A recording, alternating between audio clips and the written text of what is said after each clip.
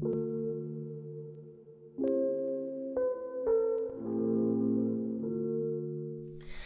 everyone and welcome back to another Chit Chat with Cass. Today I'm once again joined by my dad for another piece of our Star Wars reviews. Hello. Oh, what's up? What's up? So we just went and saw Solo a couple days ago and decided to jump in and do this review before we continue our normal scheduled Star Wars reviewings. So welcome. So, of course, this is going to have a bunch of spoilers in it for the Solo movie and potentially for the rest of the saga, so if you do not want spoilers, do not listen to this podcast, my friends. Han and Chewie live. Spoiler! So does Lando. So does Lando. And the Falcon survives. Yes! Barely. So, we have only seen this movie once. So it's more like first impressions. Our views and thoughts may change as we see it more, but we've just seen it the one time in theater. Just once. Just once. Are you going to see it again in theater, or are you just going to wait for DVD? I would like to, and that all depends on my work schedule. Yeah. Our work schedules are like literally so opposite from each other, so when we have time to record this podcast, it's like a miracle. So, it really is. Give us some likes and some love, guys. Alright, so many of you know that my feelings on this movie, I was going into this movie really not looking forward to it. I wasn't feeling it, wasn't wanting to see it. My dad, on the other hand, what were your thoughts going in? In the beginning, I was really against it because I didn't think Alden looked anything like Harrison Ford. And Han Solo is my favorite character, so I was not excited about it. But the more trailers that came out, the more I started really digging on it. And I was really excited about Donald Glover being Lando, because I thought he looked good in the trailer. So the trailers actually got my expectations super high. Mm-hmm. The last trailer that came out kind of piqued my interest, because I was still like, no, I'm not going to like it, I'm not going to be into it, and then the final trailer they released, I was like, okay, wow, that actually looks good, but I was still on the fence. When we sat down in the theater, I think you even said, you're going to hate it, and I'm going to love it, is what you told me. That's exactly what I said. And then, leaving the theater, our opinions completely swapped. Completely. I left being like, wow, I think I liked it.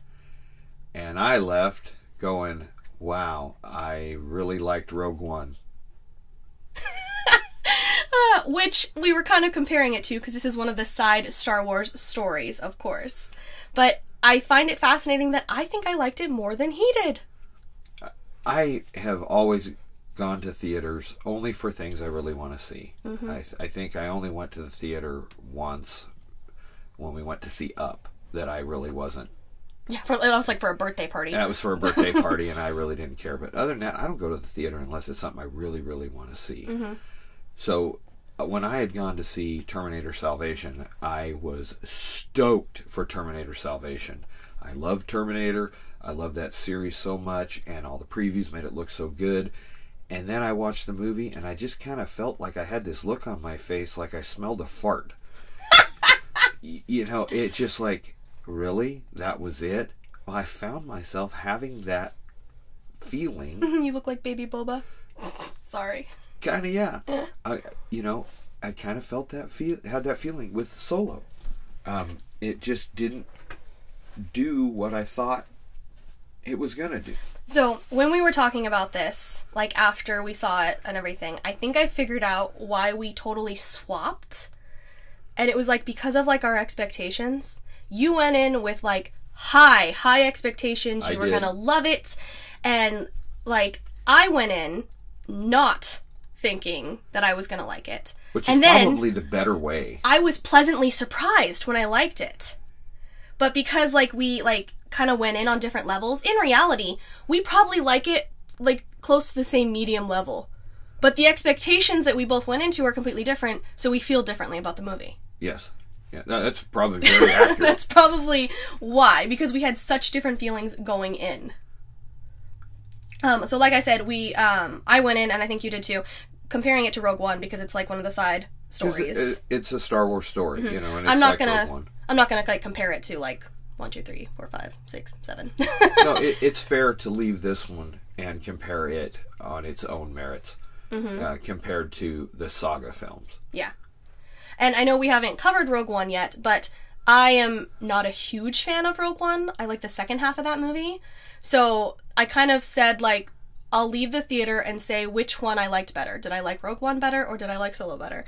And at this current time, well, seeing it once, like, it might change after I see it more, but I think I liked Solo better than Rogue One. No way. Rogue One was better. See, we are completely opposite opinions on this. Rogue One was just a war story. And that's what I wanted. And, you know, granted that we only had a few characters that we knew in that movie. You know, you had a little bit of Bail Organa, you had Mon Mothma, 3PO and R2, and then the CGI characters that came back, which I loved, despite the little bit of Uncanny Valley that is with both of them. I like that they brought those back in. With the Solo movie, you're bringing Han Solo, an iconic character created by Harrison Ford. And even though Alden blah blah blah, I can't say his last name. Enrique. I think it's Enrique. Enrique. Okay. I have a hard time with his name. I try and get people's names right. He was really good in the movie. But I found myself saying, is that really a young Harrison Ford? I don't know. He got Harrison Ford's stamp of approval. He did. Harrison Ford loves this movie. He did. And, you know, he was good in it. My only down thing is the comparison that I kept making in my head. Yeah. Which you have to, well, you have to do that because it's the character that he created. I think the reason that I like Solo better than Rogue One is I really, like, if I was just to say, like, simple terms, brief review of both of those, I like the second half of Rogue One. I really don't care for the beginning. With Solo, I had peaks of like throughout the entire film. And that's probably why I like it better. Well, see, I had peaks of like throughout Solo. I really did. It's a beautiful movie. It looks great. The special effects, the sets. It's not a cartoon look like the prequels. It's a great looking movie. Yeah, and that part is good.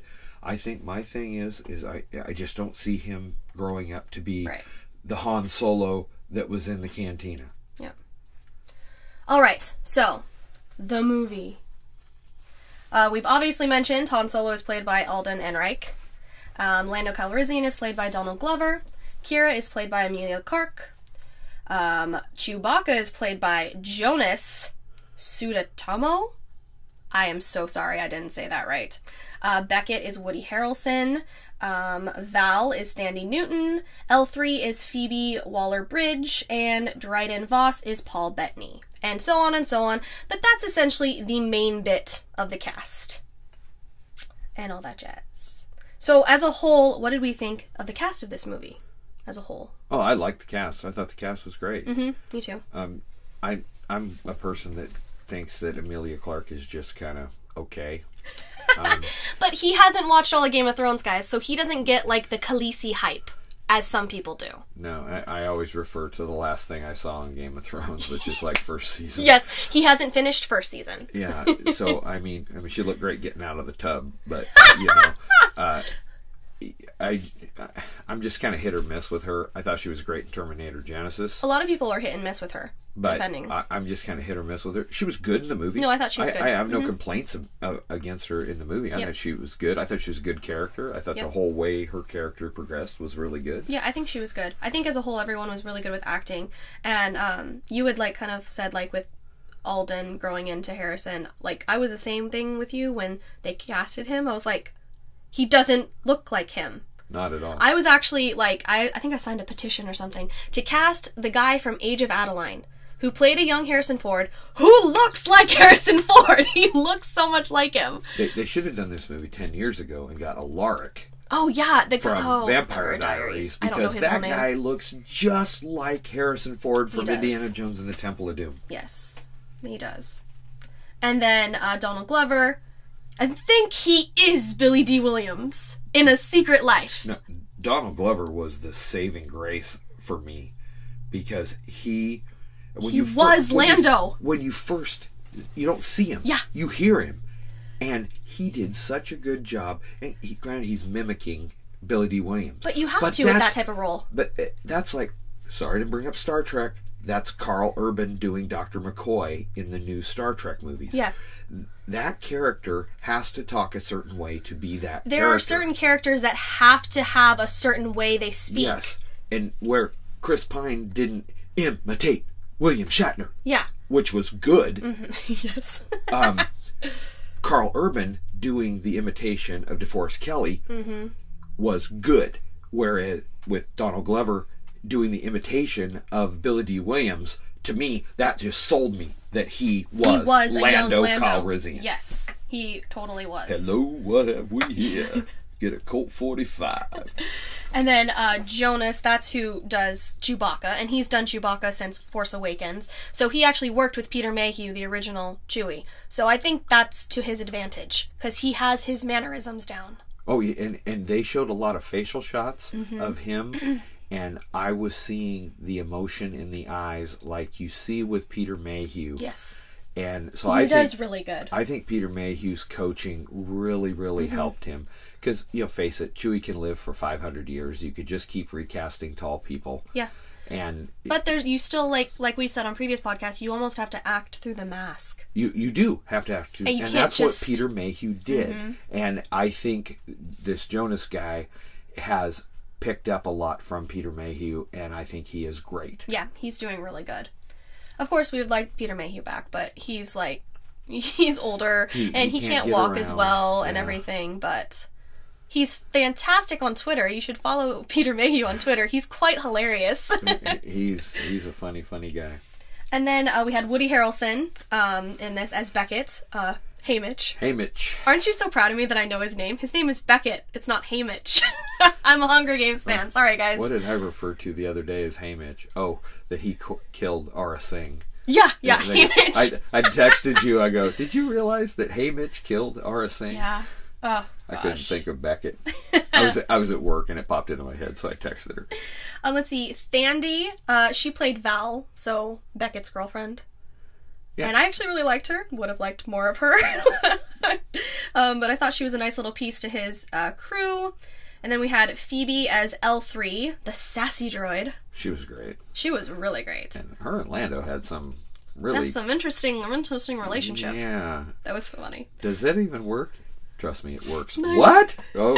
Amelia Clark's expression right there was funny. Yes. But she was an interesting droid, behind the scenes wise, because she was part prop, part green screen. Yes. She was part 3PO, part K2SO. Yes. For the behind the scenes look, which it looked great in the movie. That's she was actually a really good way to describe it. Yeah, she was a taller droid, because this girl, she's actually really tall. Phoebe, the actress, is pretty tall. And so her walking around in part costume, part green screen worked for it, I think. And the droid, she had a wiggle in her hips and everything. I think that really worked for actually having her body instead of just... Yes, it did. It worked really well. And then we had Paul Bettany as Dryden. I didn't call him Vision. Are you proud of me? Yeah, I was going to call him Jarvis. I know. We just watched A Knight's Tale the other day, guys. And he's, hilarious in that movie. It was, the first time... Chaucer. The first time I'd sat down and watched the entire Knight's Tale. Which is an incredible movie. I'm used to that, and I'm used to him as Vision. So him as a bad guy in this, I was a little oh, really? We're not supposed to like him. I'm not used to that. Yeah. Definitely. All right, so that's the general cast of this. So we start this movie off on Corellia, and we're introduced to Han running and trying to make his way off the planet, essentially. And I think this is the first time we've seen Corellia on screen. Yeah, I've only seen it in a video game. Video games, comics, Rogue Squadron. They had some Corellia. of the books, yeah. And this is obviously more of the city part of Corellia, because we're on the streets in the opening. It's a dump. Yeah, it doesn't look good. They're in the shipyard area. Yeah, where they build all the ships. Yeah, exactly.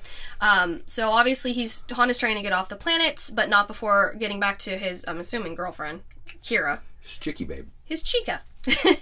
And they've grown up together and whatnot, and want to get off the planet using is it a fuel vial? Yeah, it was the hyperfuel. Okay, that he stole, and they basically think that they can bribe their way off the planet. Yes. So, because they know everybody in the Empire is corrupt. True. This is a fact. It's a fact. That's a fact. I will say, I don't have a problem with, like, either of them. I like both of them, but when I was watching it, the idea of them growing up together, like, kept hitting me weird, because for me, Emilia Clarke looks older than him. Yes. Much older. But then I looked it up, and there's only 3 years difference between them in real life. I'm not, like, saying, like, she looks like an old hag. Like, that's not the case. Like, he looks like a teenager, and she looks mid-20s to me. Yeah. Yeah, that's true. So when they kept, like, oh, we grew up together on the streets and everything, like, it was a little odd to me. But I didn't have any problem with them. And so much of Corellia was so dark.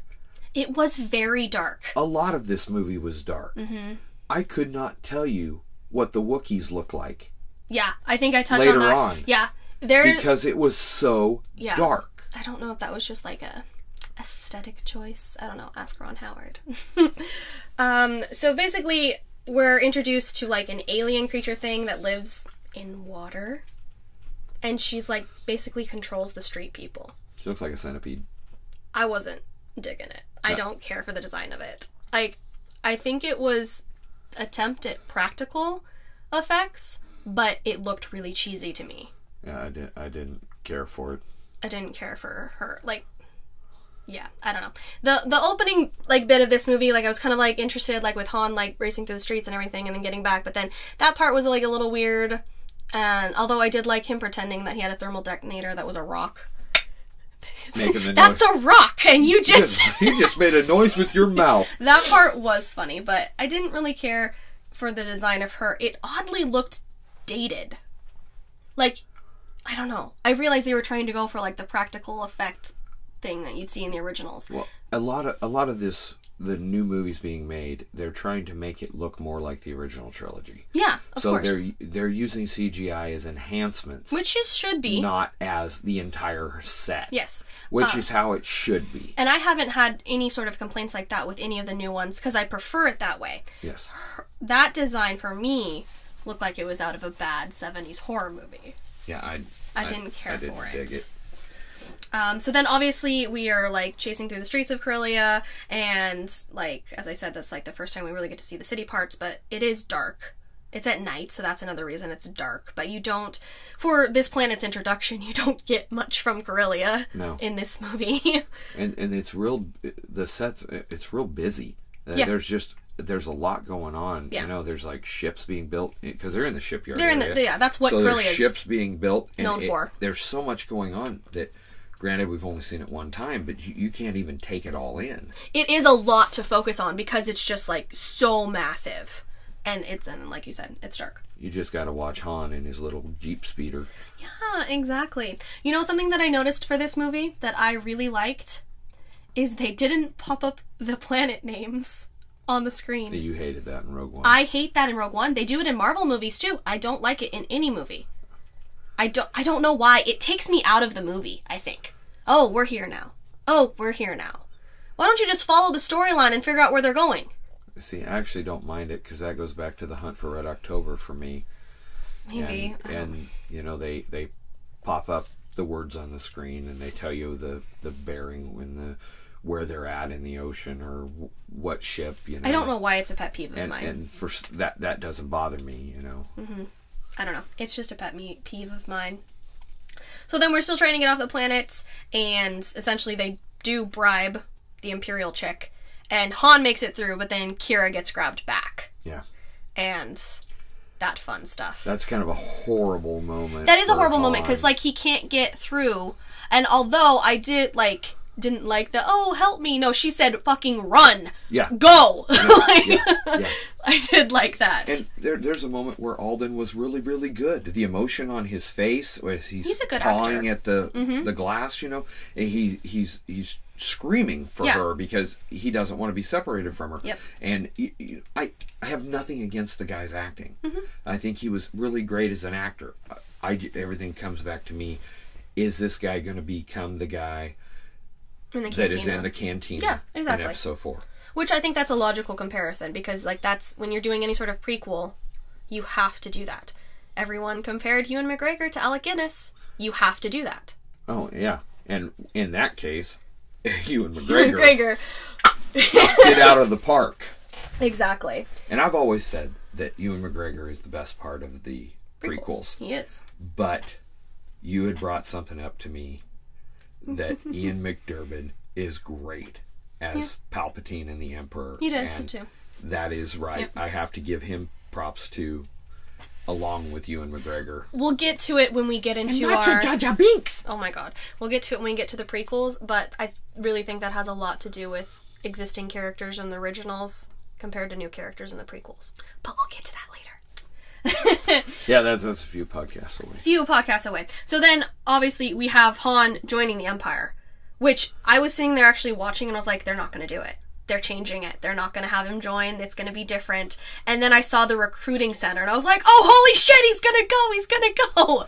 Because, see, I'd heard that from Starlog magazine. Mm-hmm. Back in the day that Han had joined the Empire. He wasn't liking the way it was going. And he found Chewbacca.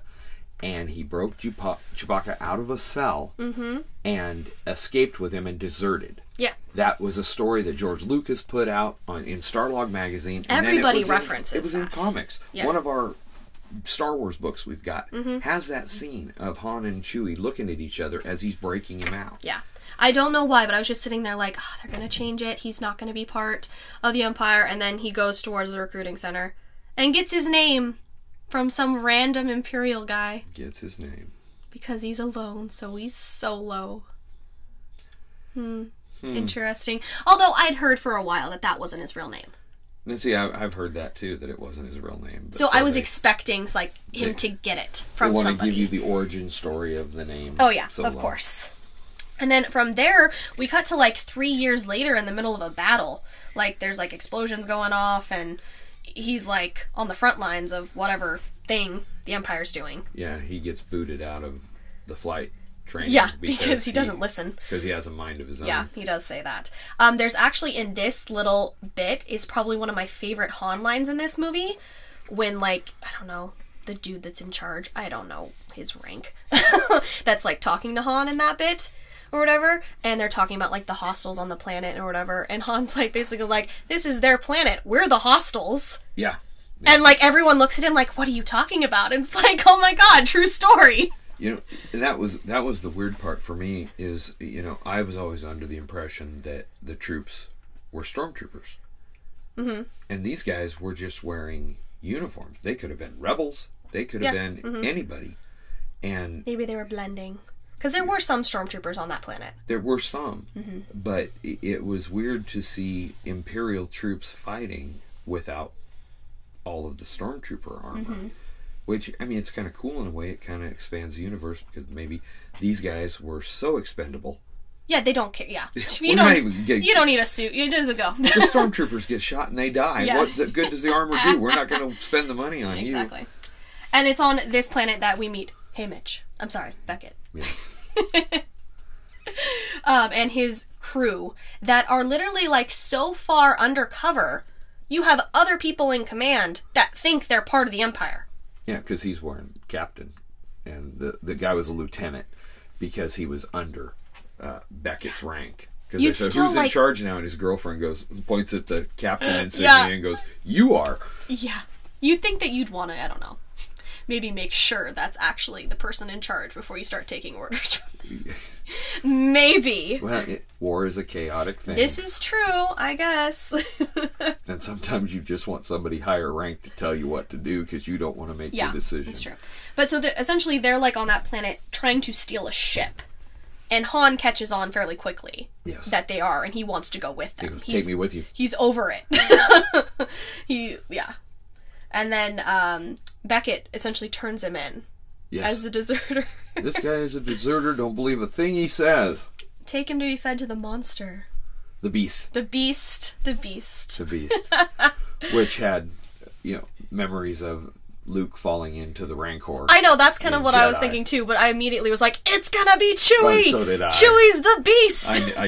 I knew it was gonna be Chewie. Yep, it's totally gonna be him. And then, so obviously, he gets thrown in a mud pit, and that's where Chewie is. A very pissed off Chewie. Very pissed Which, off can Chewie. you blame him? But, no. And again, I would have liked a little more light. Yeah. He was all covered in mud, but you couldn't see anything. Yeah, I don't know. You did see these huge feet come out and stomp And being a Bigfoot fan, I There you just go. kind of thought that was cool. Maybe Ron Howard watches too much DC movies. He's all into the dark shots. You bring up a Deadpool line. You're so dark. It's like you're from the DC universe. There you go. And so then obviously we have the Han saving Chewie scene, which is quite different because they kind of assisted each other in escaping. Yeah. It wasn't just like Han setting Chewie free. It was like helping each other to get out. Chewie was going to kill him. Mm-hmm. And until he started... He started speaking. Yeah. Which I liked. You didn't. You said it sounded stupid. Well, it sounds just like when I do it. You know? But I think that's kind of like the purpose. He's like a human. He's just trying to communicate. He can understand it, but he's not going to be perfect in the language. It would be like if I spoke Spanish, there would be a definite accent. Yeah, on exactly. It, people from Mexico would go, you can't speak. Yeah, exactly. You can't speak it. Exactly. So I do understand that, but I thought it was cool because he's, Han has always understood Chewie. Yeah, and that's always been like a conversation that people have is like, why don't they just speak the same language if they can understand each other? Yeah. You can understand that thing? Yeah, that thing can understand you too. And then obviously they get out of the mud pit hole and they're running, and I was cracking up a little bit with the chain because they're like attached at the foot to each other. Yeah. And Chewie's like a big guy, okay? And he just like yanks Han across the thing and starts dragging him. Yes. Because it kind of like looked like a bit like a comedy movie or something like that when they get like pulled in different directions. Yeah. The little guy's definitely going to go in the direction of the big guy. Exactly. And Han suggests that they get to where Beckett is leaving because he has a way off the planet. And, like, they essentially, like, are waving at the ship, and Val is all like, it's not a good idea, do not let them on board, and, like, Beckett's all debating it. Well, he's thinking it might be nice to have the muscle. Yeah, and even his little pilot guy, I can't think of his name. Jon Favreau. Yeah, he's played by Jon Favreau, which I didn't know until making this podcast outline. But yeah, he suggests that the Wookiee strength could probably help them. So then they let them on board. Which you can't go wrong with that. So then it's the planning of the train heist, which that whole train heist thing was a huge part of the trailers. I think I actually suggested in one of my early thoughts on the Solo movie that might be like the climax of the movie, and I was clearly wrong. Yeah. It was just the first bit of the movie, really. Yeah, I was just waiting for Captain America and Bucky to come in. It did have that vibe. Although that train was very cool, how it kind of like turned and twisted along the tracks. I liked that design. Yeah, it had the berms on the tracks so that the centrifugal force would keep it on the track, and that was cool. So I did have like this constant feeling throughout the whole of this movie. This movie is really a Western in space. It is. It totally is. Like, the plot is very Western, like the shots, the train heist and some of the angles that like Ron Howard did for some of this stuff, it looks like a Western. It was the great train robbery. Yeah, exactly. Yeah. It totally is. And Star Wars has been described like that before, but this one like really reminded me of it. And Harrison Ford's outfit in the first one, cemented him as kind of a cowboy. Yeah. I mean, he was a pirate, but I said in one of the earlier podcasts, he was a cowboy pirate. Yeah. The cowboys in the old westerns wore vests. Yep. Han wore a vest. They always wore their gun belts slung really low, and Han's blaster is really low. Yep. And he's always, emanated that feeling of a cowboy. So the Han Solo movie being like a Western makes perfect sense. Yep. And Beckett actually gives Han his blaster. Gives him the blaster. Gives him the blaster. It's sitting up here someplace. We have props all over. Yeah, I have the Millennium Falcon sitting right here by the microphone, and on top of the microphone is Han Solo wearing his indoor Long Rider jacket. There you go. I'll post a picture on Instagram so you guys can see visually. And, of course, Luke's over here, too. Yeah, I do have Luke, and I think I have a movie up here, too. There's a few Princess Leia's over there. Yeah, the 10th Anniversary Edition VHS is sitting there. Princess Leia in her Bespin outfit sitting over there. Yep. Oh, there's a whole bunch right there. Yeah, a bunch of thingies. So the train heist kind of goes all to shit. Does not go well. They're expecting pirates to intercept, and they totally did. And we lose Val and, I have it. Rio Durant is the pilot. Oh, Jon Favreau? Jon Favreau's character is Rio. But, so we lose Val and Rio within minutes of each other. Yeah. And I didn't like that she died. I didn't care for it because I thought she was great. And her death made me sad. No, it was sad. She gave her life for the mission. And then when you hear the behind the scenes, it makes sense. But yeah. Apparently she had other filming obligations with Westworld. Yes. So the reshoots that they did with Ron Howard, because originally, I don't even know their names, it was 2 directors that were doing this movie. It was the guys that did the Lego Batman movie. Okay. And then creative differences is what they were making it too funny. Oh, really? That's what I heard. And they were basically quit and or were fired. And then that's when they got Ron Howard. So there was quite a bit of reshoots for this movie, which can tank a movie. But I don't think it did with this one. No. I mean, Ron Howard has always had really good directing. Yeah. And, I've been a fan of him since he was on the Andy Griffith Show back in the 1800s. Do you think that it helped, just behind the scenes wise, do you think that it helped Ron Howard make this movie, the fact that he knows George Lucas and Harrison Ford? I mean, do you think that would assist you? I kind of do. I have to think. If you don't know, Ron Howard was in George Lucas's second movie, American Graffiti. So he's known them for years, guys. And so was Harrison Ford. And so, I mean, that makes... He has reference. Yeah, it makes a lot of sense. Yeah. And so, yeah, essentially the pirate group that we were worried about did come and intercept the heist, and nobody got anything because the train car crashed and, avalanched an entire mountain. Yes. So nobody got anything that they were trying to get. And it was full of hyperfuel. Yeah, so it's already pretty sensitive. That was basically the MacGuffin of the movie, was hyperfuel. Yeah, hyperfuel, yep. And then because it went to shit, Beckett wasn't the boss. He had someone to answer to, that he was hired for this job. Yeah, we didn't steal this. We weren't stealing this for us. We were stealing it for somebody else. Yes, exactly. So then we have to go meet them, and that is Vision. Paul Bettany, a.k.a. Dryden. Yes. Dryden. His name kept confusing me during this movie, because when Kira would say it, I kept thought she was saying dragon. Dragon taught me this, and I'm like, this is not Game of Thrones. What did a dragon teach you? Oh, Dryden. Dryden. What I kept thinking of, his last name is Voss. Uh-huh. There was a Jedi back in the Clone Wars named Quinlan Voss. Oh, is he a descendant? I don't know. He was a really cool-looking, long-haired Jedi. He had, war paint on his face. Interesting. He was only really in the comics and in books and stuff, but in Revenge of the Sith, Ewan McGregor references Master Voss. Oh, gotcha. And so every time I heard the name Voss, that's what I was thinking of. And so then they're on board his yacht, I think they called it, which is a very tall ship. It kind of looked like a B-wing. It's a giant very B-wing. awkward, yeah. It's pretty much just a massive rich people party.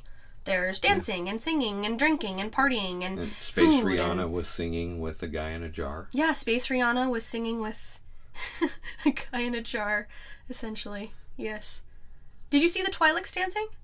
No. Oh my gosh, everyone was talking about that in the trailer when it released. There's Twi'leks dancing. Okay. They were all mixed in with... What color were they? Krista. Oh god, I don't even know. It was dark. The movie was dark. The movie was dark. I don't know. They were more attractive than the guy at Jabba's palace. That's all I know. Oh, he's a horrible looking dude. Yes. Ayla Secura for the win. Okay, and then we have the convenience of this movie. Because the whole point, the first part of this movie is Han wants to get back to Corellia to find Kira. Yes. And then, oh! She's here on this yacht! Convenient. I didn't like that. I didn't either. That's something I didn't care for. And it's they didn't have time in the movie to get him back to Corellia and find her, and she's already in her mix and everything, but it's just those moments where the galaxy's really big and you just happen to find her. Yeah. Yeah, I didn't. That was one of the things that took me out of it. I mean, I understand because she had the brand on her wrist. She wasn't exactly there of her own free will. No, yeah, she was still kind of a slavish, you know. Yes. And she has a title, but it's still, there's brands on her, and she's clearly owned by Dryden. Boss. Yeah. Or owned by Crimson Dawn. Essentially. Yeah. I don't like that name. Crimson Dawn. Crimson Dawn, starring Jennifer Grey, Patrick Swayze, and Charlie Sheen. Not Red Dawn. Oh, not Red Dawn, I'm sorry. Crimson Dawn. I want to say that has already been referenced in other Star Wars material, though. It has, hasn't it? It has. I can't name what it's been in, but it's been in there. I think they might have mentioned it in Rebels. I think they might have. Because of obvious reasons at the end of this movie. Yeah. Oh, let's see. And I found out some trivia about that, too. When did you find out? Well, let's wait till we get there. Oh, well, fine. Has to do with the voice. Oh, okay. So, clearly, Kira works for Dryden, as we said, and they start to make a plan for the lost load to essentially make it up. Because either Dryden's going to kill Beckett and Han and all them, or they have to offer something else up. And Han offers going, like, through Kessel to get to the planet. To get the raw. To get the raw stuff that it isn't... isn't refined. Refined. That's the word I was looking for. Thank you. And Kira has to go with them. Dryden says she has to go. And the look on her face is pretty much like, great, so if we don't succeed, I'm gonna die too, right? Yeah. That's essentially that look. And the whole time there, I'm waiting for her to stab Han in the back. I knew it. Yes. Like, I'm waiting. The whole time, right? The whole movie. This wasn't going to be a happily ever after. No. Oh, we didn't mention the dice in the beginning. Oh, you want the dice? The dice I have outlined in this later on for me to go on a rant about the dice. Okay. The dice, the stupid dice. I saw your chain here. Oh my god!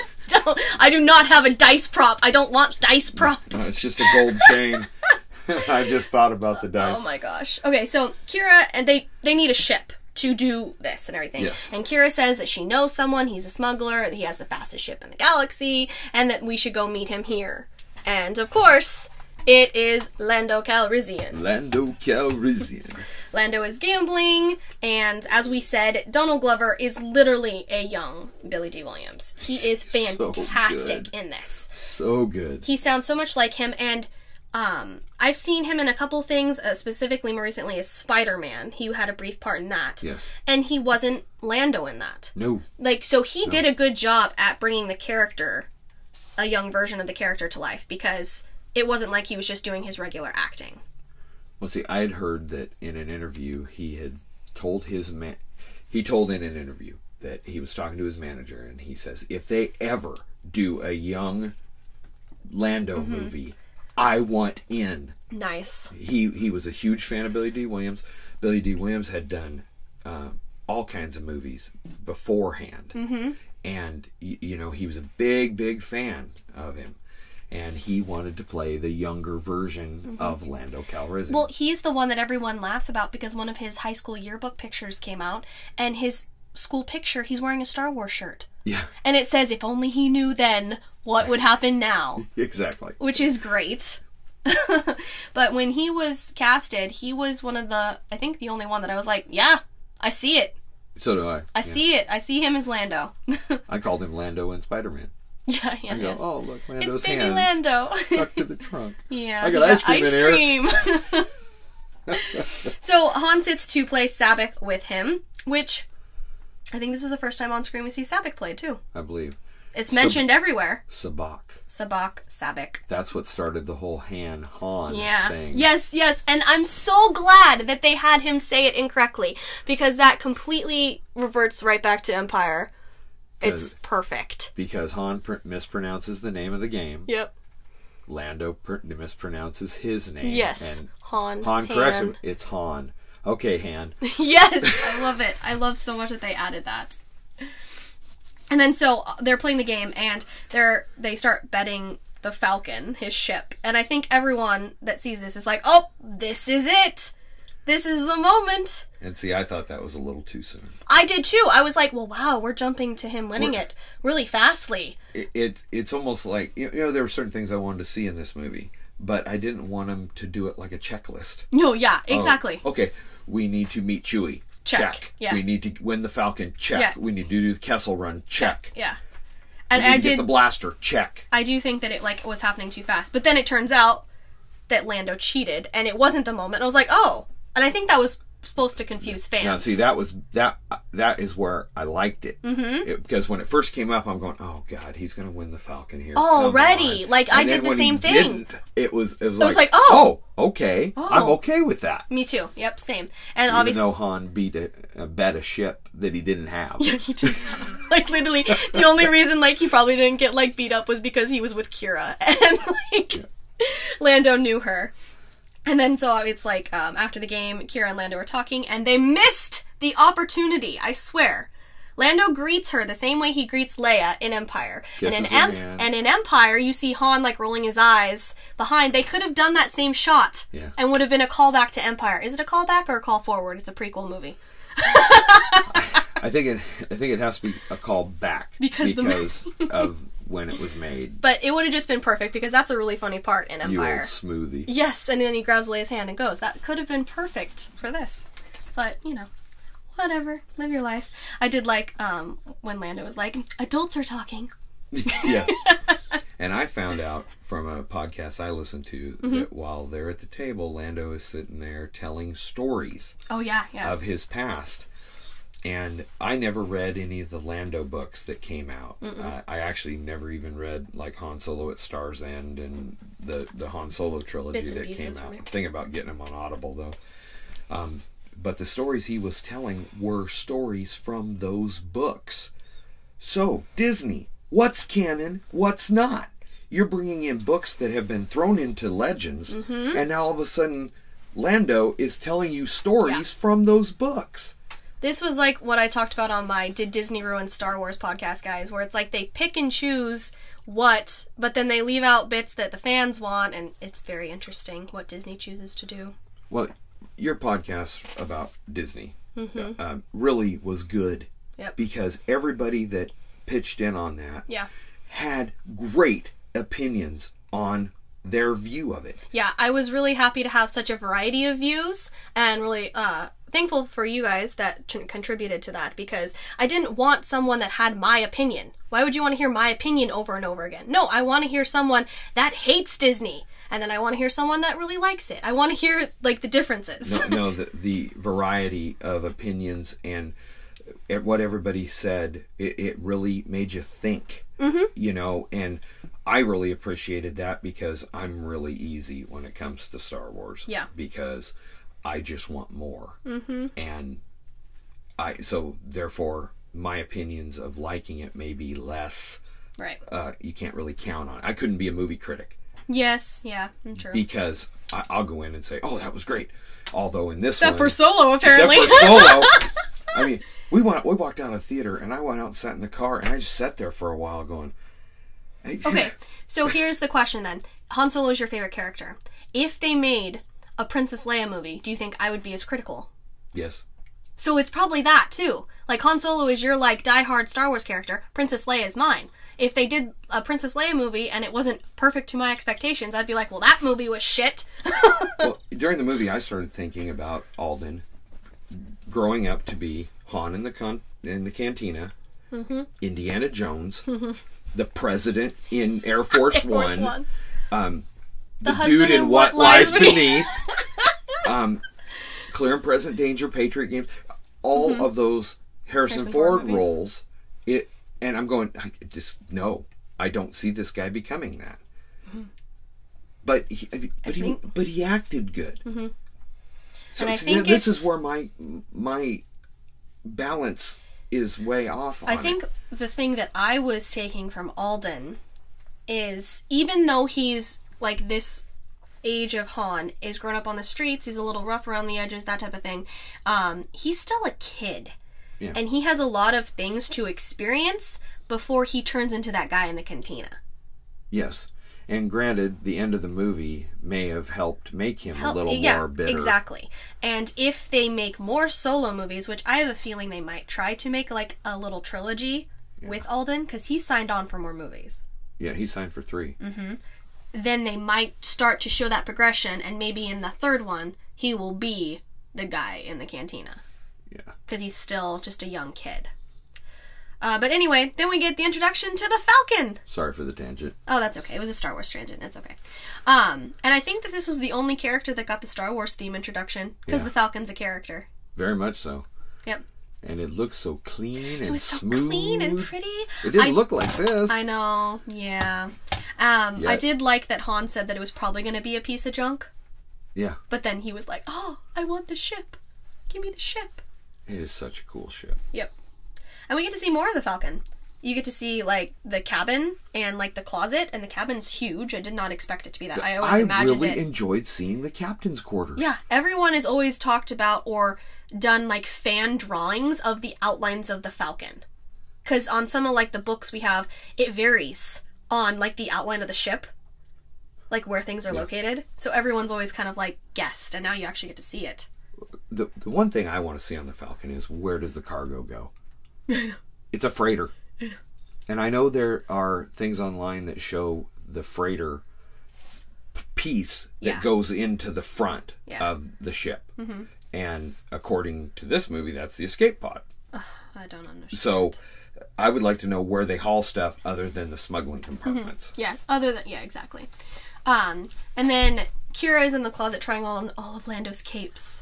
And I heard something on the podcast I listened to. I listened to 2 podcasts the next day at work. What did you hear? The one she tries on is the one Billy D wore in Empire. Oh my god, it's the right colors, isn't it? It never even dawned on me. Oh, it didn't dawn on me either, but now that you just said that, it is the right colors. Oh my gosh, that's funny.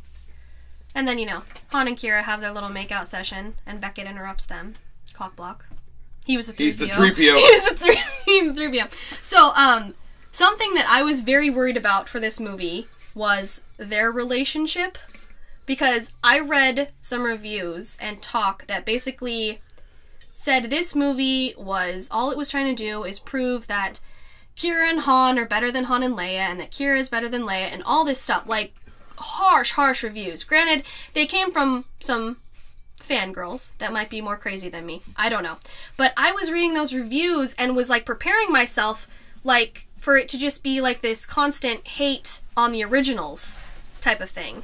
And I didn't see that at all. I don't know where those people were going with it. At all. Because, like... Maybe if they'd had a baby, it wouldn't have been quite such a whiny turd. Probably. He probably would have been a little bit better off. But, like... It's almost like some people are like, oh, he's not allowed to have a relationship before Leia.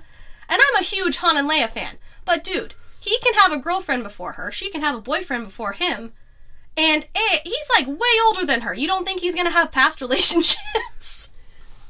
Very so true. I just didn't understand the hate that was that, or that she was going to be better. I didn't get that at all. She was her own character. They weren't trying to compare them. No. I didn't understand.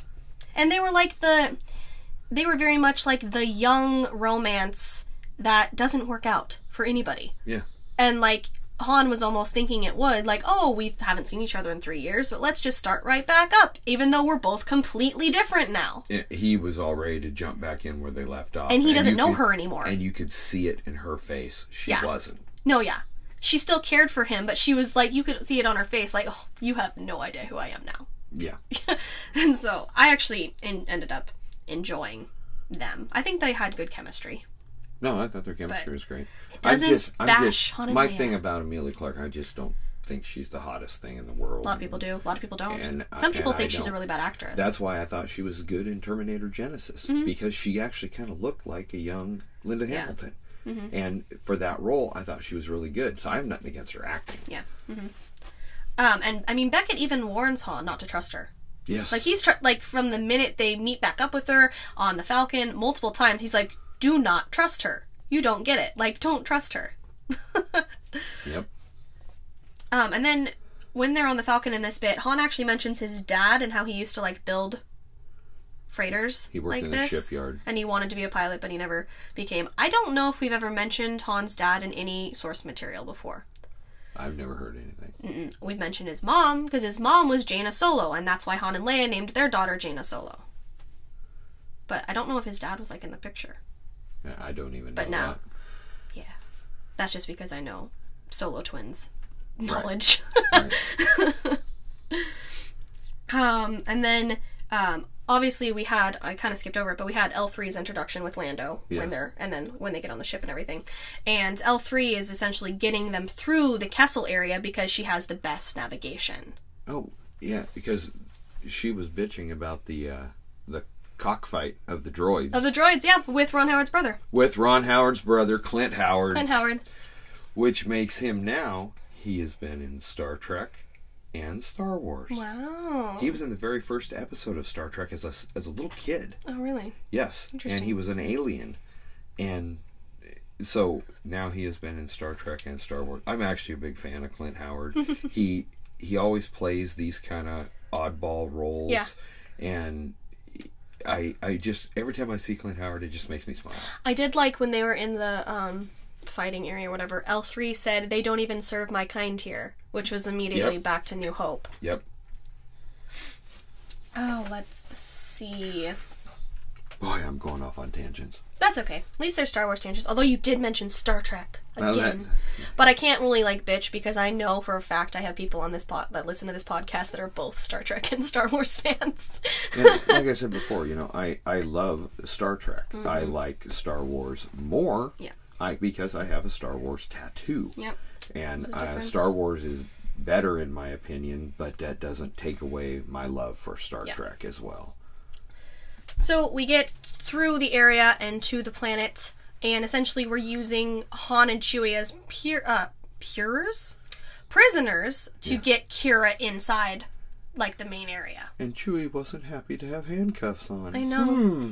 Wonder where that came from. What's that remind you? Curious and curiouser. Don't worry, Chewie. I think I know what he's got in mind. So everyone has their own part once they're inside. Kira's talking to the people, so is L3. I almost said hey Mitch. Beckett is the bodyguard. Yeah. Even though I think Kira can handle herself. Wearing the helmet that Billy D wore. Wears in Return of the Jedi. Return of the Jedi. The minute they showed him wearing it, I slapped your shoulder. I was like, look it! Yeah. I spotted that in a big hurry. Yes. The only thing is he didn't pull it down. He didn't pull it down so you could see that it was so Lando. You could see it's Billy D. Yes. And then L3 is once they kind of take over, L3 starts freeing the droids and all this stuff. Removing the restraining bolts. Yep. And then the droids start freeing the people and other creatures that are essentially slaves on this planet. They're unlocking the restraints and stuff. Yeah. And side note, this is the first movie that R2 and 3PO are not in. Yes. When she was freeing the droids and there was an R2 unit, I was like, they're not in this one. That's the first one. That's the first one. But probably the backlash is a lot of people didn't like them in Rogue One. Yeah. But see, to me, the way they put them in, Scarif, we're going to Scarif. That was dumb. That was dumb. Yeah. It should have been once they were on the Tantive 4, you saw them in the background. Yeah. Because they were on the ship. I just think they would have hinted at that Leia was on Yavin at that point. Yeah. And then that's when they were going. That's why they would have been there. But anyway, we haven't done that one yet. I will say that when L3 started releasing people and then all the people started running out and everything, it was like Temple of Doom with the kids running out. Yeah. Being freed. Yeah, that's all I thought of. And what I thought of was Empire Strikes Back. The Empire's taking control of the city. Yeah. I advise each and every one, because when everybody starts leaving... No one ran with an ice cream machine. There was no ice cream machines. But that created chaos. Oh, yeah, to get the job done. The same way it did in Temple of Doom and Empire. And they're trying to get to, the large canisters of the fuel and everything. And then that's when Chewie sees the other Wookiees. Yes. And Han wants to, all right, well, hope to see you again. It's yeah, no shit, you're going to see him again. But spoiler alert. Yeah, Han's going to go and, finish the job while Chewie's going to go help the Wookiees. Which I liked. Which I liked, too, because I am a fan of Bigfoot. Mm-hmm. Therefore, when Chewbacca was on the very first Star Wars, I was seeing a Bigfoot-type creature. Yep. And so I have always loved the Wookiees. Yeah. And both of us had said when that trailer came out with Chewie and the other Wookiee, both of us really wanted it to be Mala. Very much so. Somehow, some way. And it wasn't. Nope. But at the same time, I really wanted to see Mala or his family, but at the same time, it would have been like meeting Kira. What a coincidence! We end up on the same planet that your wife saw your girlfriends on. And did you notice that Wookiee didn't have hair on its face? Yeah, it was, I don't know if it was a girl thing or what it was, Yeah. but you could see its face. I don't know if it was a girl or a guy. Much more clear. It actually looked like a Bigfoot. It did look like I thought that it looked like a Bigfoot. From one of the offshoot Bigfoot movies. Yeah. I think it was the one with the kid from Tool Time. Oh, yeah, Remember yeah. that one? Yes, I do. Yeah. Zachary Ty something. Yeah. That's what that face looked like in the extreme dark. It was really dark to see them, and you kind of saw them a little bit better outside, but not the other ones. That one's the only one you saw the face of. But I think this is also, like, besides the holiday special, this is the first time you see, like, multiple Wookiees besides Revenge of the Sith, because Revenge of the Sith was, like, cut and paste digitally. They had 6 Wookiees on Revenge of the Sith, and then they cut them out and pasted them all over the place. And I think they probably, so if they were going to zoom in on that specific Wookiee, wanted it to look different from Chewbacca. And it did. Yeah. It did. It was still a Wookiee, but it wasn't like Chewbacca's twin. Yes. Essentially. And they did a good job in Sith making the Wookiees look different with Tarful and all those. Yes.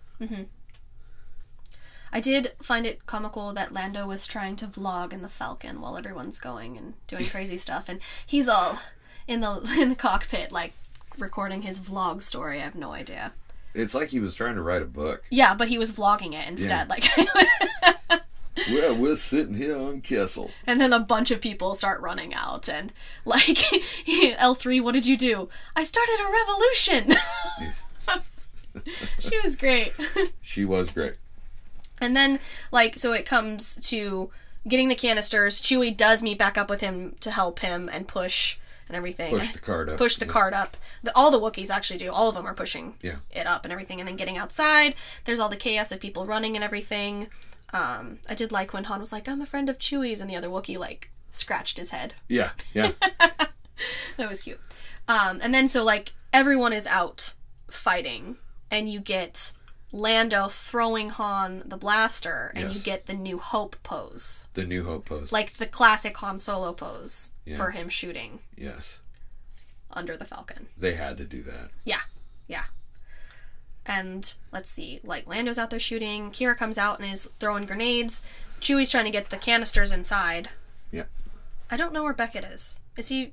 No, I think Chewie was just taking him in. I don't remember seeing Beckett. I don't know where he went. This is our problem with only seeing it once. We only see it once, yeah. And L3 is still making her way outside. Yeah. Like, helping everyone out, or whatever. But, you know, Chewie's flipping people as well, in meantime. Oh, yeah. There's a couple neck breakers in there where Chewie body flips slams someone. and... Yep. Which I don't have a problem with. I mean, the guy is huge and strong, and if he's going to be fighting, he's going to be fighting hand to hand. Yep.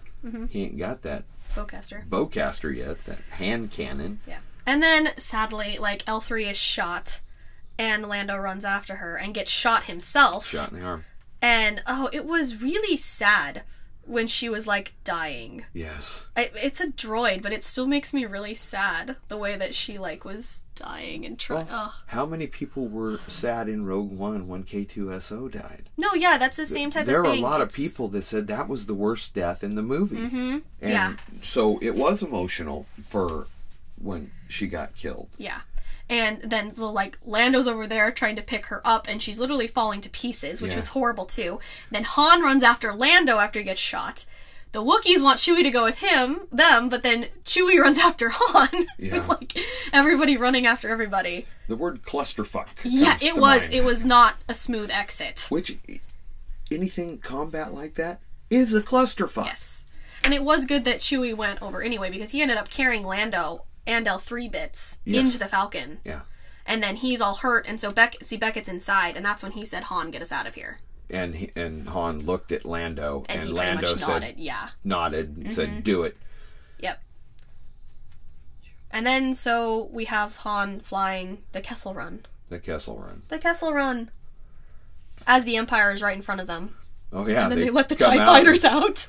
Oh, they're not going to let their TIE fighters after us. Yes. Oh, shit.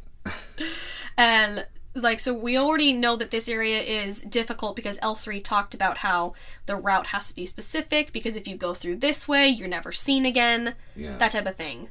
And if you're a Star Wars fan, then you know, like, the Kessel Run has been a big deal, but we've never known what it is. Yes. It's just been mentioned. And the way I take it is, it takes 20 parsecs to get out of the maelstrom. The normal route. The normal route. And because Han turned and went the other way that L3 said it's too dangerous, because he did it, he was able to cut it down to 12 parsecs. Yep, and that's been the debate of what 12 parsecs is. What does that mean? Yeah. Yep. So we've got more of an explanation, so I feel a little bit better about it. Yeah. And but the Falcon gets thrashed. Dude, oh my god, the Falcon like just beat to shit during this part. All of it. So bad.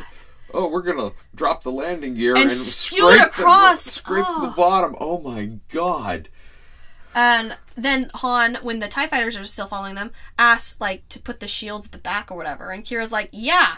And you can tell she has no idea how to do that. So Chewie flips it. Yeah, Chewie's standing up there and he's click, click, click, click, and click, click. Got the line from the trailer. I was so hoping they wouldn't cut it out. You're 190 years old? You look great. And then she reaches down and puts the seat back. Yeah, she's like, not a co-pilot. Here you go, Chewie. I thought that was great because every time I get in your car, I gotta put the seat back. I'm short, okay. And so when she puts the seat back and Chewie gets in, you get the classic Han and Chewie flying the Falcon. There you go. Let's see. You also get like a big space monster in there during that colorful little Kessel area. Yeah, it was like the Kraken. Yeah, it did look like a Kraken in space. Yeah. It did. Yeah. The only thing I was very happy about that, there's always a bigger fish. Yeah. We didn't get that. Yeah. Good. God, please no. We did get, I got a good feeling about this. I got a good feeling about this. I got a good feeling about this. Yes. And then we're like doing the shortcuts, and we're essentially putting L3's navigation into the Falcon because it's the best. Yes. So here's the question. Did Han do the Kessel Run in 12 parsecs, or did L3? I mean, he flew, I know, but it was with assistance. It was with assistance. Because she found the right route. And she is the brains behind the Navicomputer. Totally. And so all I could think of was 3PO and Empire talking about the ship's dialect. And it's L3. Yeah. Yeah. Yeah, that's what it is. It's a sassy ship. Is that another checklist? What? You're checking off why it has a peculiar dialect? I think that doesn't necessarily mean a checklist. I think it was just like a nice reference to the originals. It was a good reference. It wasn't like the Kessel Run, Win the Falcon, like those type of things. Yeah, the major. The major ones. I think it was just a nice reference. And then we even like launched the escape pod at one point, and it's from the front, and that confuses me because where the fuck did Rey come out in Last Jedi then? Because Chewie was loading her in the escape pod inside in the coffin. Falcon. Escape and pod. He was looking down at it, and the way that they have it between the 2 points that stick out on the front, you would have to come in from the back to get into the escape pod. But we had to lose... I'm pointing at the Millennium Falcon in my hand. You can't see us. It, that's okay. But I'm trying to put it into words, but you'd have to come in through a door at this point and step into... And that's not how Rey got into the escape coffin in Last Jedi. But they had to make it... The ship looks different for the whole, like almost all this movie. They get rid of the escape pod, and it's the shape of the Falcon that everybody knows. Yeah, the classic shape. The classic shape of it. So that's what they had to do. They had to explain why it looked different. And you can see all the piping and all the stuff on the top because all the... Basically, the sheet metal over all that gets blown to shit off of it. So they obviously make it through the Kessel Run. Shocking. They didn't die. There's 3 people on board that ship that can't die, okay? Yeah. And then they arrive to deliver the containers to Dryden. And they're looking up at how fucked up the poor Falcon is. Yeah. Sitting there. Not on landing gear, because it's just sitting there. It's sitting on its belly. It's like busted to shit. Oh my god. And then, I hate you. I know. There you go. From there, those pirates from the beginning show up. They're at the refinery. To get it fixed. Because that's like the whole... It's unstable. Yeah, that's the whole point of doing the Kessel Run faster, is because the ship will blow up if these aren't refined. Yes. like, the temperature goes too hot or whatever. And they stashed it in the smuggling compartments. And they did put them in the smuggling compartments, yes. So they're trying to have it, like, refined and everything while they're waiting for Dryden to get there. But the pirates show up. And that whole scene is a Western. Oh, yeah. That is like a standoff, Han stepping forward, the shot of the holster. Unsnapping the holster. All of it is a Western. That's totally right out of yes. Gunfight at the OK Corral. All of it's a Western. Any of that. So then it, like... Lando... I did like when he stepped forward and said, I've got 30 armed men in that ship down there, and the Falcon takes off. Lando's like, fuck you guys, you ruined my ship, I'm out. He goes, okay, you handle it. Yeah. That's what I'm saying, Alden wasn't bad. Yes. And who knows, we may finish this podcast and I may love the movie. You may, I don't know. And it turns out that the pirates are good guys. They are good. They are good guys. And they're trying to fight against Crimson Dawn, which is a shitty group, in league with the Empire, all that stuff. And there are a bunch of people from different planets that Crimson Tide... Crimson Tide? Gene Hackman and Denzel Washington. USS Alabama. That Crimson Dawn had screwed over. Yeah. And their leader is amazing. I want a movie about her. She's so cool looking. Oh, yes. I love it. I was not expecting this young girl under that mask. Neither was I. I was expecting a dude. Yeah, a dude, like an adult. Nope, she's a young girl that's leading freckles. this with freckles. She was so cute. And you even get to see Warwick Davis's character. Yes. He played Wicket in Return of the Jedi, if you guys don't know. And he was also in multiple characters throughout. Oh, he's been in the most Star Wars movies. Yeah. But he also was in Phantom Menace. And I heard his character in this is supposed to be the same one from Phantom Menace. That's what I heard too. He's just was just watching the pod race. It wasn't like a big character or anything. No. But... He was just pointing, and he was kind of pissed when they had bet against Anakin. Yes, exactly. Yeah, so he was pissed when they lost. And so he's supposed to be, and they're basically rebels. Yeah, essentially that's what they're working towards. They're going against Crimson Dawn and essentially the Empire, and they're working to get that stuff away from them. And so in turn, like, they don't want to give the stuff to Dryden because they're seeing their point. And then Beckett is, like, wanting to run and bounce because he's not into the idea. He doesn't want to get killed, essentially. Quote, unquote. Quote, wants to leave. And then, what, the yacht shows back up? Yeah, because they're taking the containers in. Yep. Han and Kira and Chewie are taking the containers in. And Beckett is the one that betrayed them. Yeah. So him wanting to leave was like, no, I have to go meet up with Dryden. Excuse me. Yeah. But he was the one that betrayed them. Stabbed him in the back. Mm-hmm. And when you're kind of like waiting in that moment to see, I was like, oh, is it going to be Lando? Is it going to be Beckett? I think it's going to be Beckett. And then it was Beckett. Yeah. And Dryden doesn't think it's real, the fuel. No, he says, oh, you made it look just like the real thing. And it turns out it is real. It is the real thing. That would have been funny if you, like, dropped it or something. Kaboom! Because Beckett tells him, and they send their enforcers out to the refinery, and all the containers are empty. Are gone, and you have the pirates waiting for them. Because they knew. They expect everyone to betray you, and then you won't be disappointed. That's what Beckett told him in the beginning, so that's what he took. And they ambush him, and that part was really good. Yep, and then you don't have any protectors for Dryden, because he can't protect himself or whatever. Like I said, the action in this movie is great. Mm-hmm. And Han stashes his blaster on the lid. On the underside of the lid. Mm-hmm. Because you have to check your weapons before you go on the yacht. Yeah, and it helped that they had Kira, because she kind of was like, oh yeah, they're okay. Yeah. To get them inside and everything. And it's kind of like a mix of craziness in all that part. Like, Kira's like over here with Dryden, and then she's like doing this, and then Dryden's gonna do this, and then Beckett's on his side. Oh, but wait, Han's like, you can take this stuff, and Beckett's like, okay, peace out. Like, it's a kind of a clusterfuck in that scene. It really is. Because there's so much happening. And then Beckett makes people are like Chewie bouncing, grab it and carry it. Yeah, and people are like bouncing over, like he's a like triple agent now. Yeah. That's a Indiana Jones reference. Oh gosh, but yeah, he makes Chewie go with him, which Yeah, he basically he's kidnapping Chewie to be his muscle and carry the. Mm-hmm. Which I think Chewie should have just like smashed his head in. Yes. Yeah. Back on Kessel. We forgot Chewie ripped somebody's arms off. Oh my god, yeah, I forgot. I forgot about that until you just said that. We had that, you know, droids don't rip people's arms out of their sockets when they lose. And then in Force Awakens, there was the scene where Chewie does pull Unkar Plutt's arm off, but you never saw it. And when they attack the guys, he pulls the arms off and he turns around and he's standing there holding the arms, and Han says, well, that uniform would have fit me. Yeah. Yes, I forgot about that part. Oh my gosh. Oh my gosh.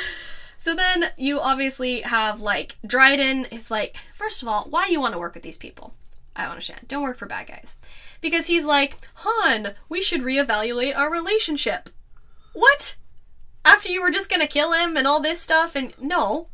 And then, like, the whole time you're in question of what Kira's gonna do. Yeah. Is she gonna be with Dryden? Is, like, she kind of looks like she's gonna attack Han. She's holding the sword to Han. And then she turns and kills Dryden instead. You did not like that part. No. You said it reminded you of Last Jedi. It reminded me of... It wasn't as cool as Kylo Ren, you though. take your weapon. I don't know why I'm using the Emperor's voice. I don't have Snoke's voice, so I'm going to use the Emperor. You take your weapon and destroy your greatest enemy. And that's exactly what that reminded me of. I go, oh, dude, we just did that. But the Red Room in Last Jedi was better. Oh, that whole bit was way better. It was done better. It was great in Last Jedi. Yeah. I knew, but she wasn't going to...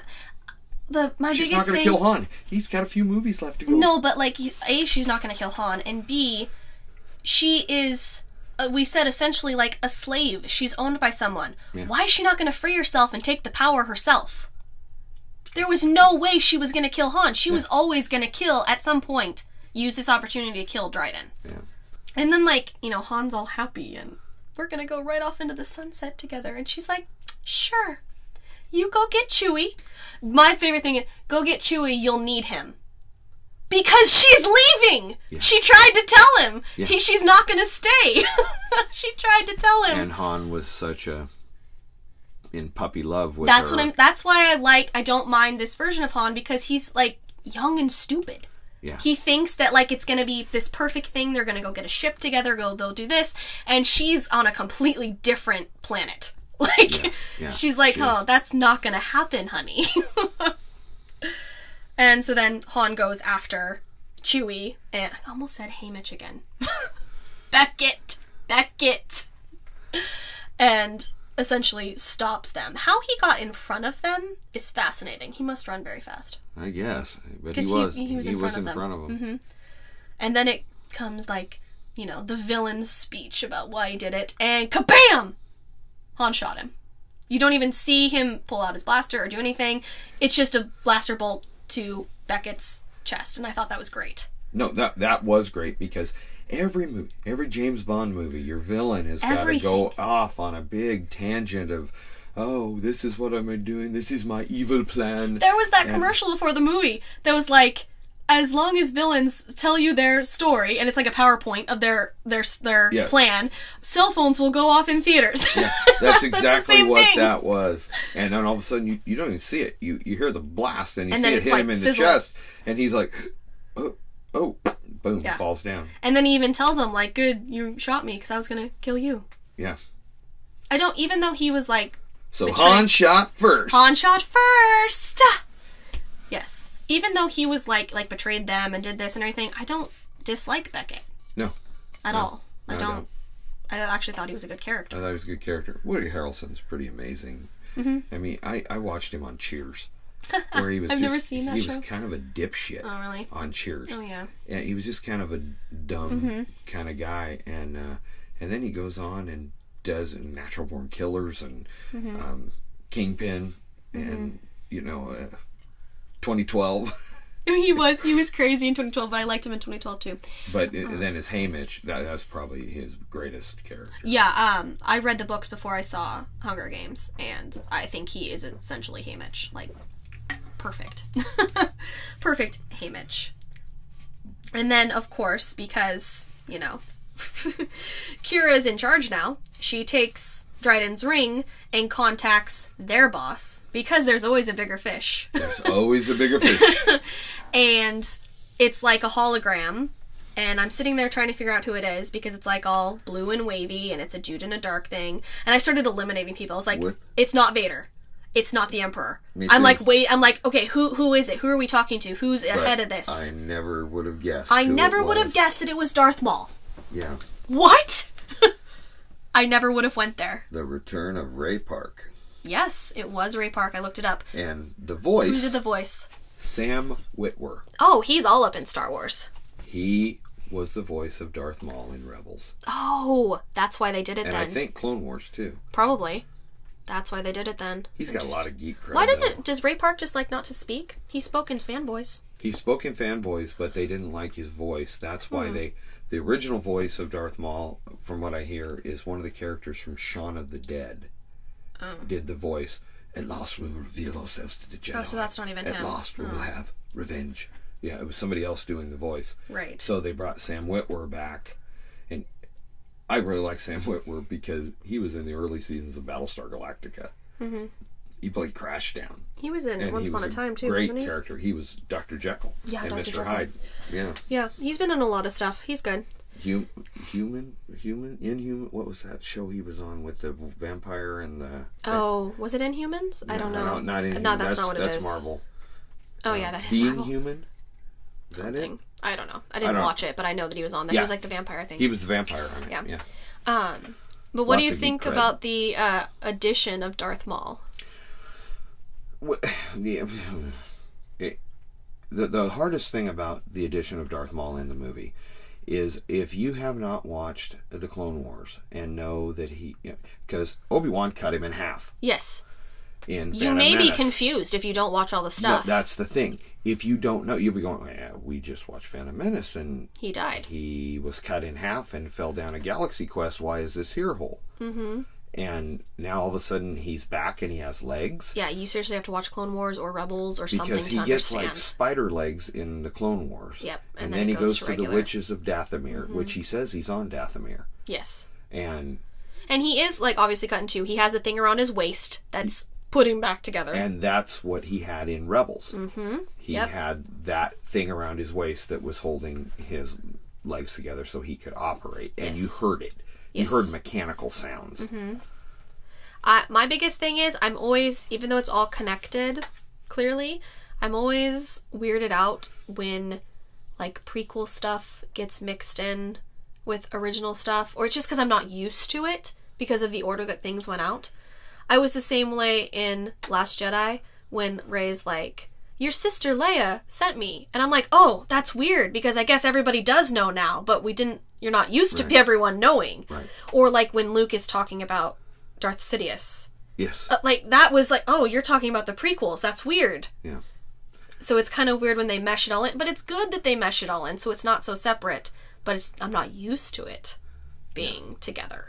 And I almost wonder if they brought it in because they want every Star Wars movie to have a lightsaber in it.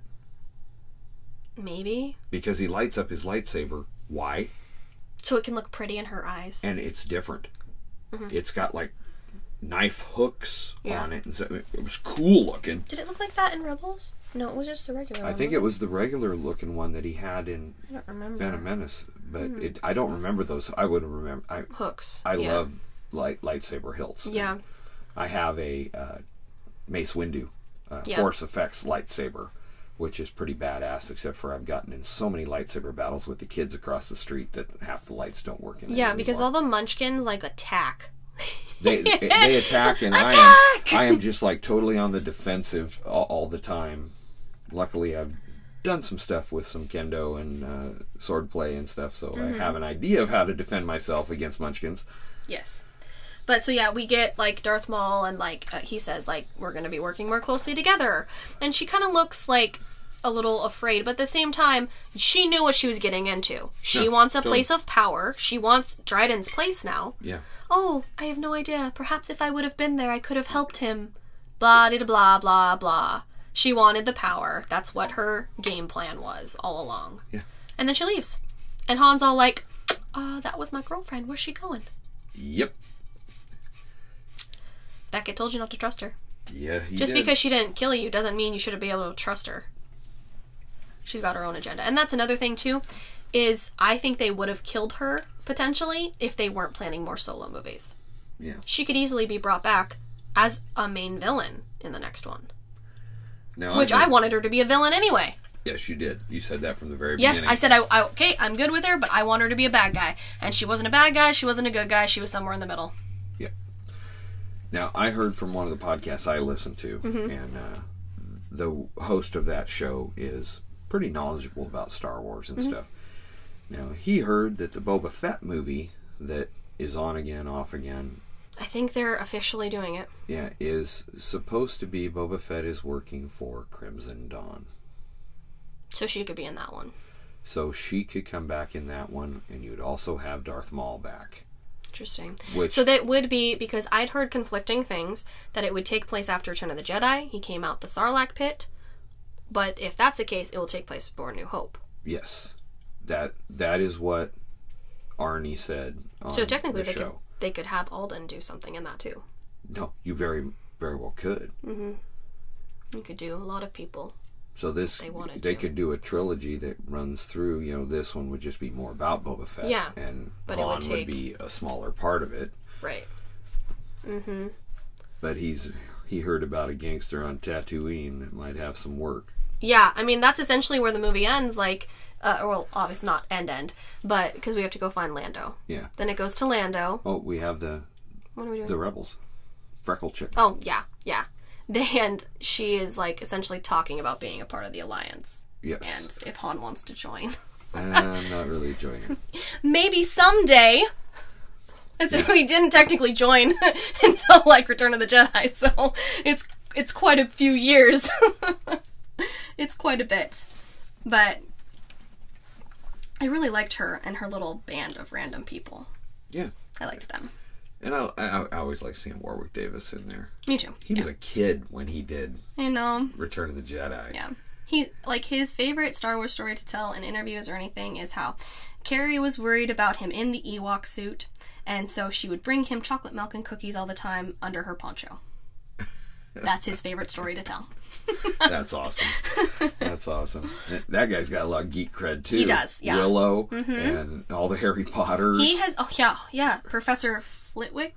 He had two characters in Harry Potter. Oh, and he was one of the bank guys. Yeah. In the Grimwald. Grinwalds? Oh my god, I need to watch Harry Potter again. He was oh my god. I was trying to say what his name was, but I lost it. Well, fine. Yeah. And his daughter was even in one of the Star Wars movies, too. Yes, you had said that. Force Awakens. In Maz's bar, I think. Maz's bar was so fast you couldn't focus on anything. This is true. But yeah, I do like that they're essentially hinting at very different groups joining to go against the Empire. Oh, yeah. Because we're still quite a few years from New Hope.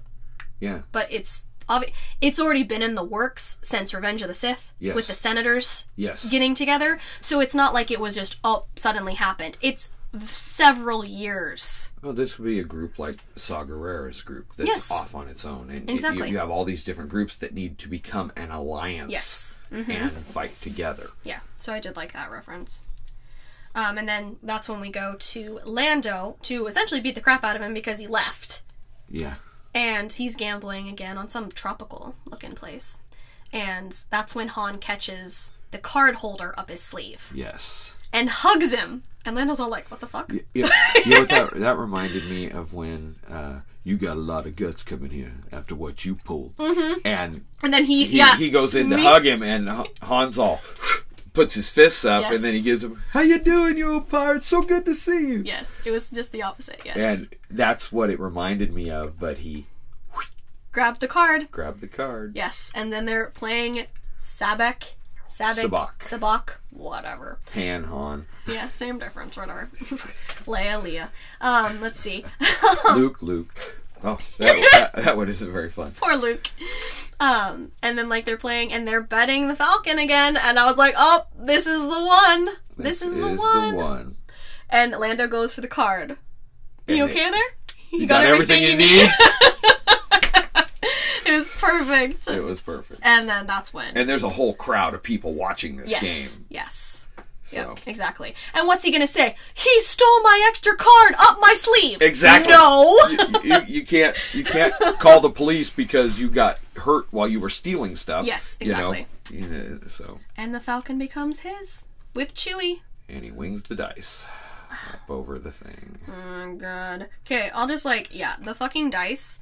I thought it was stupid when they introduced it in Return of the Jedi. The Last Jedi. Last Jedi. Because, sure, you could briefly see it in New Hope, but no one knew what it was. Yeah. You didn't know what it was. I didn't know what it was. Like, true Star Wars fans had no idea what that was. Why? What are the dice? Why? And then it became a thing that everyone's like, hey, it's going to connect to Solo. Okay, fine, it's going to connect to Solo. But they didn't have a purpose. They were just his good luck dice. Yeah. I think it was stupid.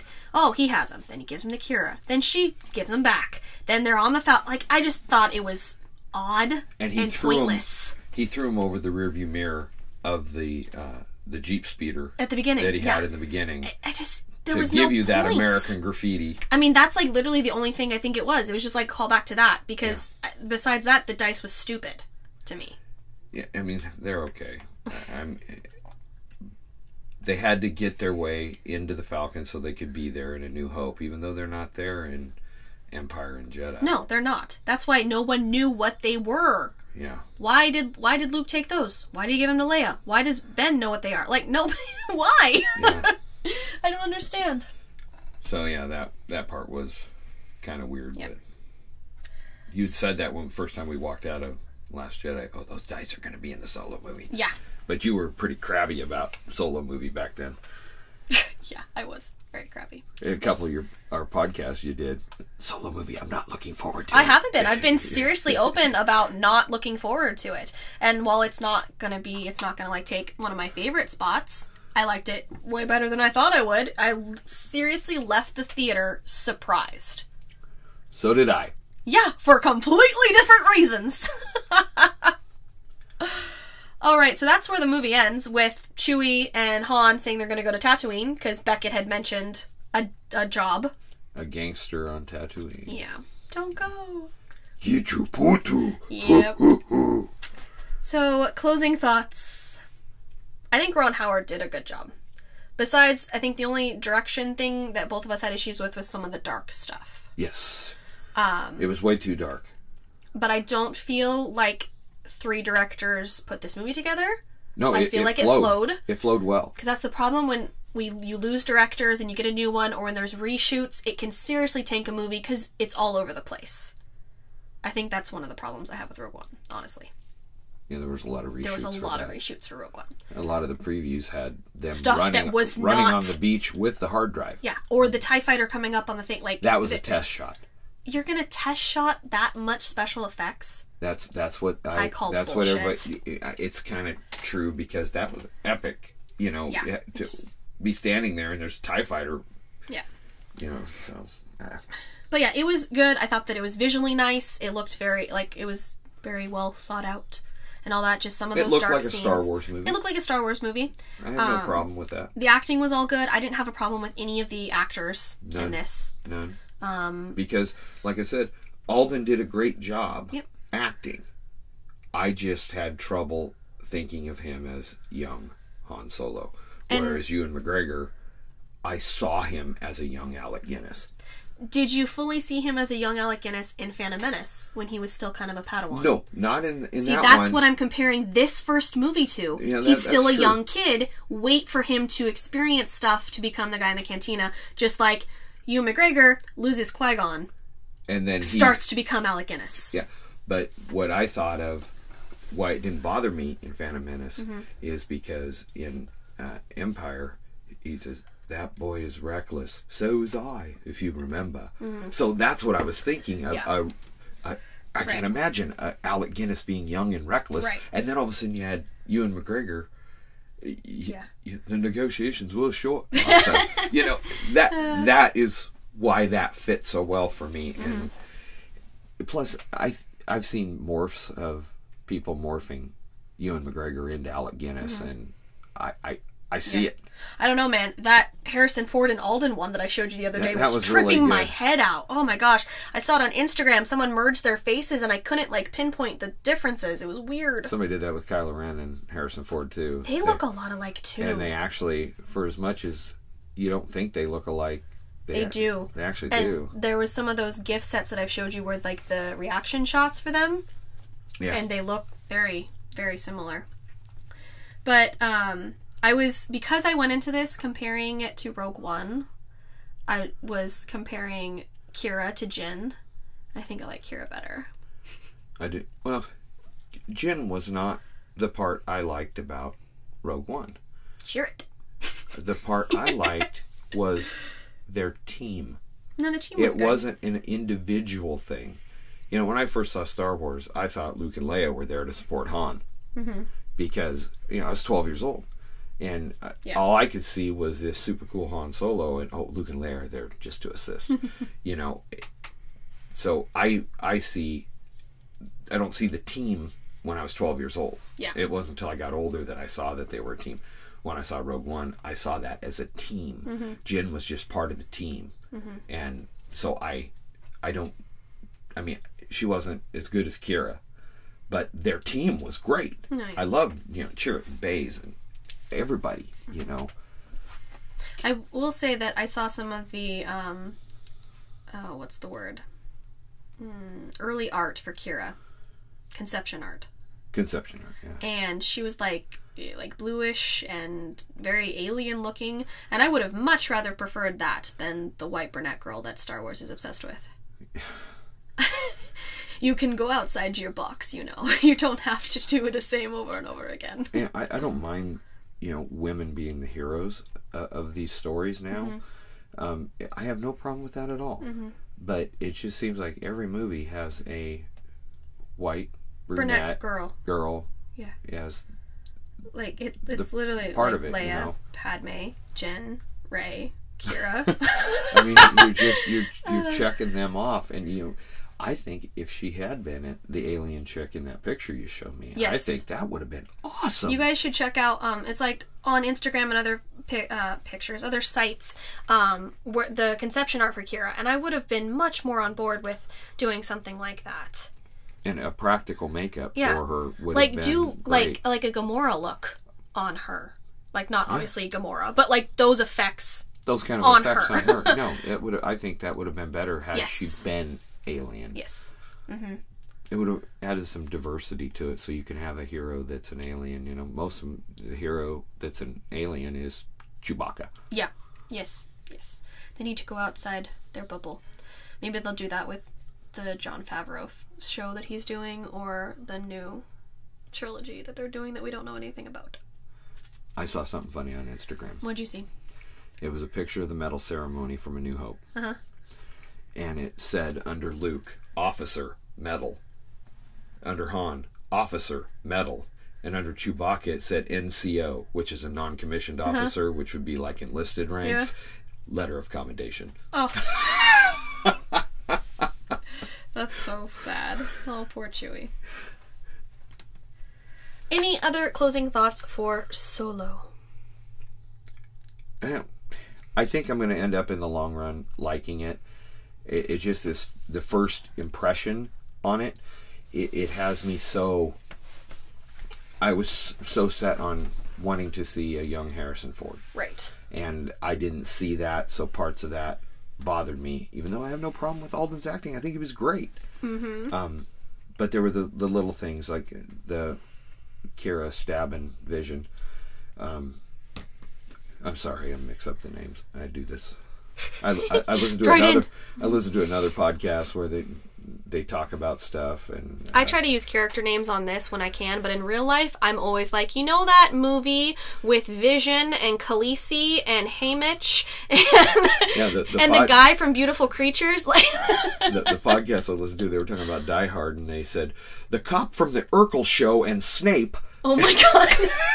Yes, that's how I speak in day-to-day life. And so, I mean, I understand that language, but... Script-wise, I thought that the writing was good in this, too. We didn't have any Anakin and Padme lines and or Finn and Rose lines that made my eyes roll. We didn't have any in that. And Lawrence Kasdan and his son wrote it. Yes. And Lawrence Kasdan wrote Empire. Yes, he did. So I had hope, and then... And he also directed a very good Western called Silverado. Maybe that's why. Maybe that's why it has that Western vibe then. I just thought of that. Oh, that's maybe why. I mean, I love Silverado. It's an excellent, excellent Western. Because this is totally a Western. And since this is a Western, and... That makes sense. Lawrence Kasdan directed that. Some of those, like, reviews that I was reading about, like, the whole, like, Han and Leia hate that I didn't see any of, was also talking about that his writing was going to be negative, because I guess he had commented about how he doesn't like how Han and Leia ended up together in Empire or whatever. But I didn't catch any of that from his writing either. I don't see it. I like to consider myself to be a pretty big Han and Leia fan, so if I don't see it, I don't know where people are going off on a tangent for that. I don't see it. And I'd like to see Kira again. I would be okay if they brought Kira back. I mean, you could almost turn the Boba Fett movie into the part 2 of this. I mean, Alden wouldn't be near as big a part, but he could be in there someplace. Yes. Or you could just leave Alden completely out of it and just have Kira go on. And that's how you work this next set of movies. Not even though, you know, we said that she's no one. Apparently Kira is Rey's mom now, according to people. My eyes are rolling. I can't keep... Dear God. Well, maybe that makes Han her father anyway. Oh my God. No. No. Oh. All right. Is that all we have for Solo? I reckon so. All right. A lot of shit in here. Yeah. So, thank you all for listening to another episode of Chit Chat with Cass. Obviously, this is our little Star Wars series. We're going to be continuing on with the normal order after this, because we just saw this. It was fresh in our heads. We wanted to record this. So next up will be Return of the Jedi, and then after that, we'll jump into the prequels and all that fun stuff. So thanks for listening, and I will catch you on the next episode, guys. Later.